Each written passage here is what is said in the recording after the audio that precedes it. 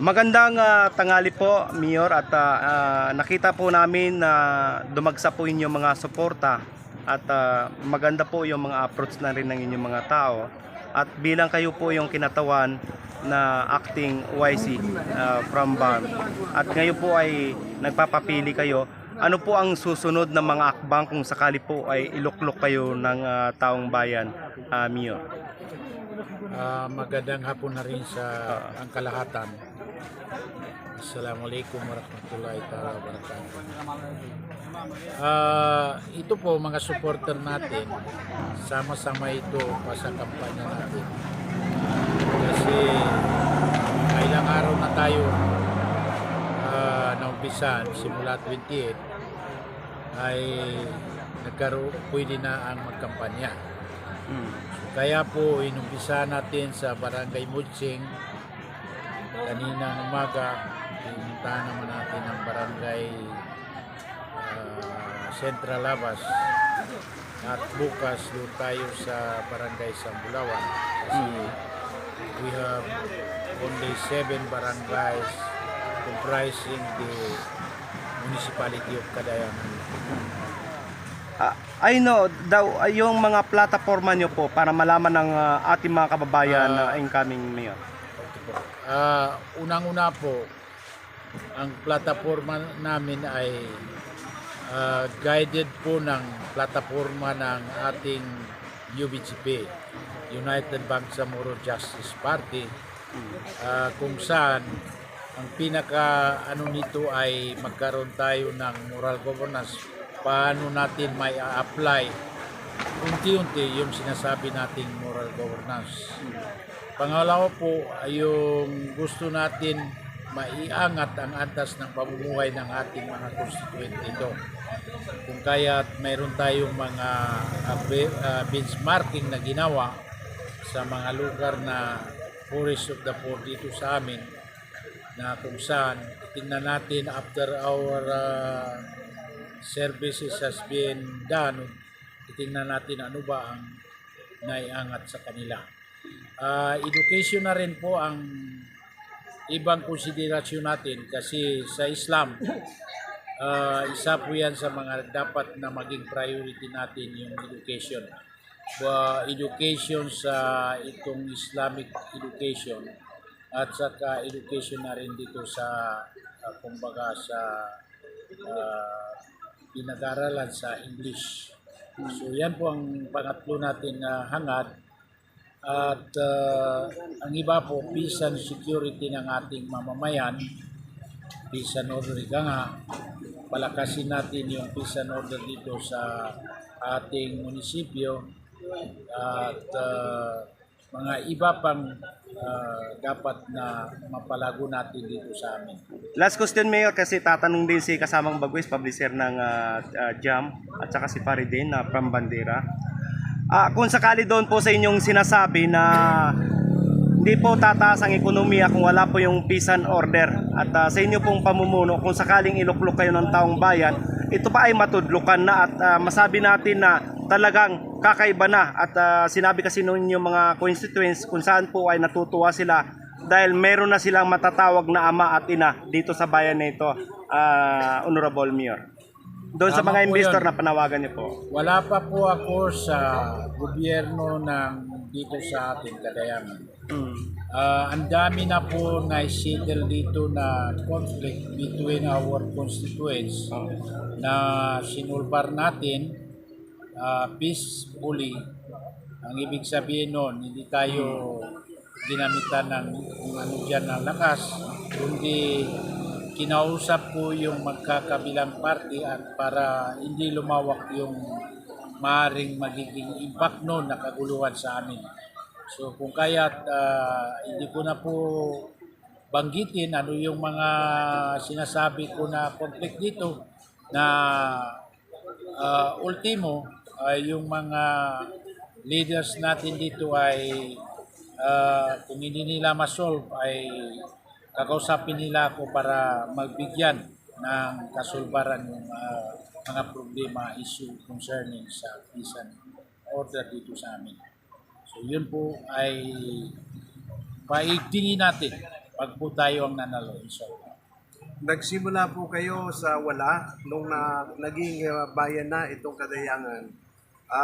Nakilala ang bayang ito sa inyong pamumuno kahit walang ira, nananatili kayong matatag upang mapanatiling maayos, mataas ang antas ng bayan ng Kadayangan.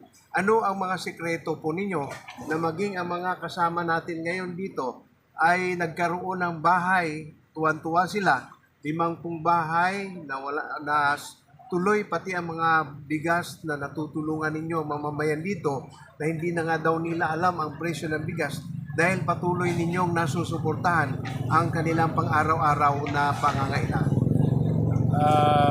Ang ginagawa natin dito ay suportado tayo ng ating pamahalang farm. Kasi po kami po ay yung wala pang farm, tayo po ay nag-advocate ng kapayapaan at kaunlaran dito sa atin kung saan ito nakarating tayo sa Kongreso at Senado para po hilingin sa kanila na sa civilian side ng struggle namin ay tayo po ang namuno para sabihin doon sa ating pamahalang nasyonal na tayo po ay tumutulong para sa tunay na kapayapaan na makamtan kung sakaling magkaroon tayo ng paglagda sa sinasabi nating pistas. Nangyari yon. Kung kaya't ako po, natitiyak ko sa taong bayan na ako ay dahil din sa katunayan, UBGP, ako rito, dating provincial chief executive ako ng UBGP, ang ibig sabihin nun, may trust sa akin ang leadership ng BARM at hanggang ngayon ganun pa rin, niluklok nila ako sa pagka-mayor dito sa Kadayangan. Ibig sabihin nun, may trust and confidence sila sa amin, kaya madali po akong lalapit sa kanila, hindi po ako mahihiya pagka para sa kapakanan ng ating taong bayan ang inilalapit natin sa kanila. So mabuti naman at parati tayong napabigyan para sa kaunlaran ng ating Kadayangan. Mayor, kung sakaling ikaw ay pala rin maibalik sa pagka-mayor, ano po ba ang priority mong programa dito sa bayan ng Kadayangan po? Ang pinaka-priority natin dito is unity at ma-unite natin yung sangkatauhan ng dito sa bayan ng Kadayangan. Other matters, yung kung sinasabi natin kanina, kabuhayan ng ating mga constituent at ganoon na rin para sa kapakanan ng lahat. Yung education, nag-umpisa na kami, magkaroon kami ng Kadayangan Academy sa pamamagitan ng aking anak na si John Pared Mascud para nang sa ganoon makapagturo kami ng mga iba't ibang klaseng trabaho na dapat ay malagay sa ayos at may dapat matutunan ng ating mga constituent dito. So yan po ang mga priority missions na gagawin natin. Okay, Maraming Mayor, salamat po, Mayor. Den, baka may tanong pa, Bram Bandera? Oo. Mayor, sa pag-upo nyo bilang OIC at nabanggit nyo po yung kanina yung mga plataforma po natin. Ano po yung nasimulan na plataforma mo at gagawin pa? Actually sa development programs, no, isa na rin yun sa hindi natin nabanggit kanina, yung mga infrastructure and development. Nakikita nyo itong barangay namin, agad-agad nagkaroon tayo ng masilungan. Instead of gawin natin na palengke, ginawa natin ng munisipyo. Yung karsada po, ang length ng karsada namin dyan sa western side nitong Kadayangan ay more or less mga 7 kilometers na tuloy-tuloy na yan na sa ngayon ay simentado na. Yan po yung mga inaano natin, isip natin na mabuo lahat ng mga proyekto natin para sa infrastructure at saka yung sinasabi natin na para sa kabuhayan, mabigyan natin sila ng maintain natin yung mga binibigay natin sa kanila nang sa ganun kung naghahanap buhay sila sa within 5 days na kayod, baka instead na ay makasibing sila dahil sa tulong ng ating pamahalaan bayan. Maraming salamat po, Mayor. At nalulugod po kami lahat kahit iba't ibang outlet dahil pinagbibigyan mo po kami at kahit napapagod kayo, mabuhay po kayo, Mayor. So mensahe para sa lahat ng mamayan ng Kadayangan na patuloy maging ang inyong numero sa balota, Balota. ay maibahayag ninyo. So mga pagari ko sana, assalamualaikum warahmatullahi taala wabarakatuh.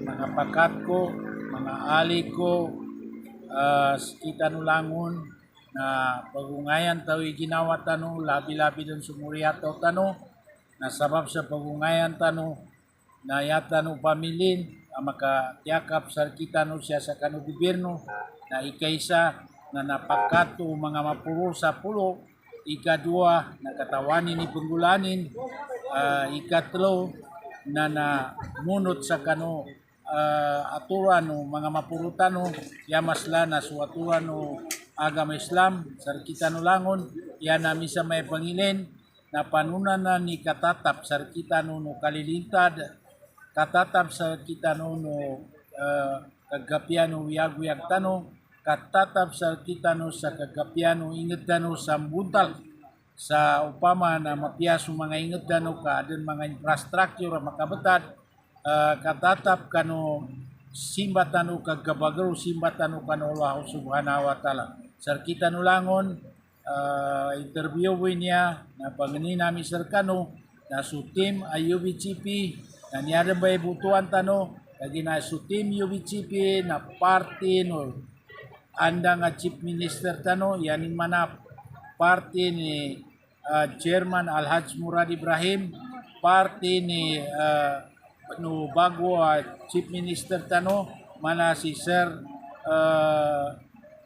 Abdurrafi Makakwa atau kasi Sir Sami Gambal, party no mapulutan mo sa IBHT mana si Sir Muhajir Iqbal, ndo so party no Central Committee tamang kano mga tao nilan nanyaba ibananggitan nilan bananggit kano umpungan tano na su UBCP sa pabdalagoy kano yanin mana kapyan na kapaguyag tano kapyan na kalilintad tano ndo so kapyan uyag-uyag tamang ka dunia akhirat na bagungayan tanulilan sa kagkapyatan. Wassalamualaikum warahmatullahi taala wabarakatuh.